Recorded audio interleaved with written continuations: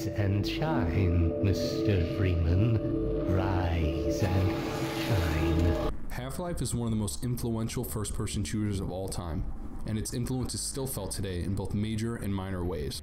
Between pioneering story-driven experiences as we know them, pushing technical boundaries in ways previously unexplored, or innovating gameplay systems that are so ubiquitous today that you couldn't possibly imagine them being any different, Half-Life has left its mark on the industry as we know it.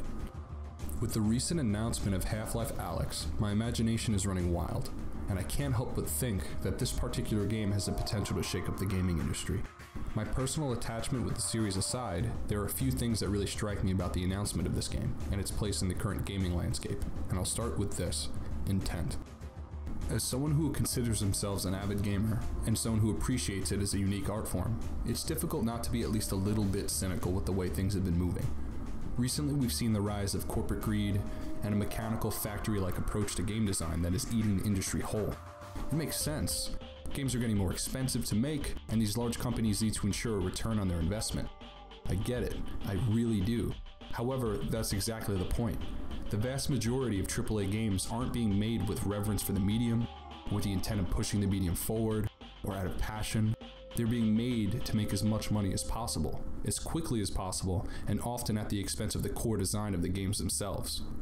If you're an Activision or an EA, why would you take a chance on developing a new IP, making interesting choices that might not resonate with a wider audience, when you could instead pump out another Call of Duty or Battlefield title? Or if you're Valve, why make a game at all? It's a proven, working formula. This trend in and of itself isn't what's so egregious to me, because not every game has to push the medium forward or try something new to be enjoyable. But with the rise of microtransactions and outlandish monetization tactics, suddenly the core design of these games are being altered and designed in such a way that it's impossible not to see the effects, or most importantly, the intent behind certain design decisions. And with that, my respect is almost immediately lost, and it's hard not to see many modern titles as patronizing. Where's the integrity? I and many other people feel this way. Things like cosmetics used to be an integral part of a game's longevity and progression, but are now being stripped out of the game and sold to us. Anyone remember grinding for Hayabusa or Recon Armor in Halo 3? I do, and it was a reward from Bungie for our time into something they created. The intent there is clear, there's love from both parties, but often there is no such love to be found nowadays. No reward for your love of a given title because someone can purchase a skin for $20 and suddenly the time and effort you put in is meaningless. And it's deliberately designed that way. Why would I want to play a game where people with more money than me either have the upper hand or look cooler than me? That's real life. Gaming for me is about escapism, and if I wanted to feel bad about not spending or having as much money as someone else, I'd just go outside. So there's something to be said about a game that is not only being developed for VR, a platform with an astronomically smaller install base than the console or PC markets, but also in a series of games known for their boundary-pushing designs with sky-high expectations. They have everything to lose. If there's one thing that stands out to me about Half-Life Alyx, it's not that it's a VR title, it's Valve's intent and what they hope to do with this game. It's clear to me, after watching developer interviews and doing research, that this game came out of a sincere passion for game design and new technology. While I don't think this excuses their silence about Half-Life Episode 3, just listen to them speak about their approach. Yeah, I mean, we would love to be delivering a version of this that you could play with a mouse and a keyboard, but like as we said, it began as an exploration of VR, and the more we used the controllers and the headset, we realized the amount of interactions this gives, the amount of possibilities these things give us. The more we explored it, the more we realized that there's so much opportunity that we can't really translate back to the keyboard. When you can track your hands separately from your head, they're all 3D space, all simultaneously tracking and moving. You just can't really get that with a mouse and keyboard. This design philosophy is exactly what gave us the first two Half-Life titles and many other boundary-pushing games. All of the most groundbreaking titles have shared a similar intent. But intent is not the only thing that goes into making a great video game. Although I have the utmost respect for Valve's intentions, the bread and butter of any video game is its gameplay, and here's where I find myself the most fascinated. I'm a huge fan of VR. I love the idea, technology, and being quite literally immersed in a game's world. But as much as I love my Vive and VR in general, I can't exactly say with confidence that this way of experiencing games has hit its stride, it is still very much in its infancy.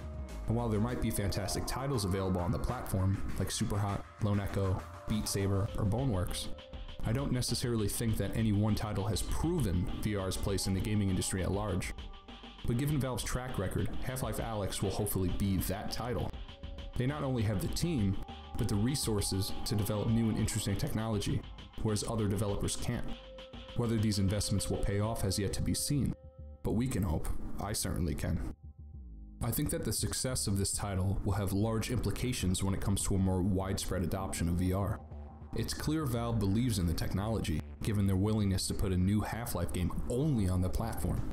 However, their success or failure will certainly affect the future of VR. Should they succeed, other developers might be more willing to create on the platform or find inspiration from Valve's design. But if they were to fail, it might scare others from going down the same road. This is a landmark title for VR. Ideally, I'd like to see Valve lay the groundwork for what's possible in a fully fleshed out AAA VR title and inspire other developers to tackle this risky landscape. This is especially exciting to me because VR has the potential to become the next frontier of game design. We can experience stories and worlds in ways that were previously impossible. Much like the advent of keyboard and mouse controls changed the way we interface with PCs, VR has the potential to do the same thing. I'm not saying that it should replace traditional games or their design, but VR certainly could stand tall with them. All it takes is one experience to prove its place in the industry, and I'm hopeful that Half-Life Alyx could be it. In the very first teaser trailer for Half-Life Alyx, we see numerous different gameplay systems that quite literally aren't possible with traditional input methods. During the opening scene of the trailer, we see Alyx ducking and weaving through some shelving, whereas in a game with traditional inputs, this might be us pressing forward on the analog stick, or keyboard and a crouch button. Suddenly you're physically moving, and actually interacting with the environment, like when she moves the bucket over to get a better look at what's going on. This stark difference in inputs drastically changes the approach to how the game itself is designed. Suddenly a sense of place becomes much more important, and an emphasis on realistic physics and environmental design are paramount to creating a proper experience. And from what very little we've seen of Half-Life Alyx, it seems to have these things. Also, don't even get me started with what we might be able to do with those gravity gloves. I'd implore anyone who has not tried VR yet to at least give it a try so you can understand my excitement. Is that me or is that who's That's that? your friend. Ah! That's your. Just think of all the different avenues that are also there from a storytelling standpoint, when you can quite literally be put into a character's shoes and experience what they do. And imagine how much more impactful your connection to a given world can be when you have a much stronger kinesthetic connection to it. The tech is there. We just need a group of artists willing to shape and mold an experience to realize its truest potential. And if we want a vibrant and healthy gaming industry, I think there needs to be people out there paving the way with a unique vision we haven't seen. That seems to be happening less and less nowadays. Ideally, I'd like to see these type of games created more often. Games not only made from a passion for the medium, but games that also inspire these sorts of thoughts and spark our imagination. I can't remember the last time I truly did not know what to expect from a game. Except for maybe Death Stranding, but that's for another video. But to see a passionate group of people working to try and bring us something truly fresh in the face of everything else that is going on in this industry, Valve no less, I can't help but root for them. This title speaks to me specifically because of what it's setting out to accomplish, and how bold I think their decisions with the game have been. But above all, in an industry that is quickly becoming more and more cookie cutter, it's refreshing to see that there are still people out there willing to take chances, and at the very least attempt to push the medium forward. And regardless of if they succeed or fail, I think we need to see more of that. Thank you for watching. So what do you think? Do you agree with me? Disagree with me? I'd like to hear your thoughts as well, so feel free to leave a comment below and I'll get back to you. I want to continue this discussion. And also, don't forget to like, favorite, and subscribe.